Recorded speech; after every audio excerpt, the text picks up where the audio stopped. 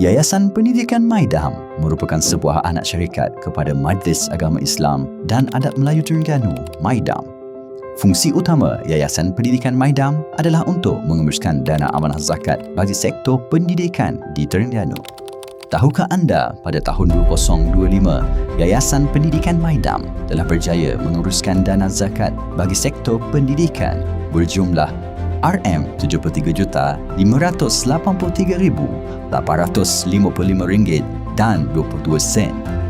Peruntukan ini disalurkan melalui 17 program bantuan, antaranya bantuan persekolahan, bantuan program kerohanian, akademik di sekolah rendah dan menengah, bantuan program tajaan pelajar pintar, bantuan pengajian IPT dalam dan luar negara, bantuan latihan khusus untuk anak-anak asnaf, dan bantuan memartabatkan institusi ulama cendekiawan Islam.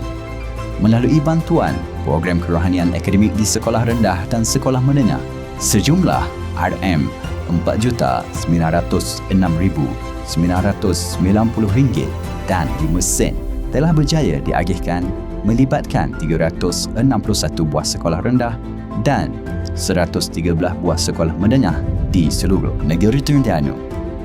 Melalui peruntukan ini juga, sebanyak 2,115 program telah berjaya dilaksanakan oleh pihak sekolah yang telah memberi manfaat kepada ribuan pelajar. Antaranya melalui program Kem Mumtaz Siri 1, Pelajar Cemerlang SPM 2025, Kem Inspirasi Cemerlang Siri 1, Tingkatan 5 dan Kem Perkampungan Ilmu Siri 5. Semua ini bukan sekadar angka tetapi lambang kepercayaan, amanah dan usaha berterusan dalam membina masa depan yang cemerlang.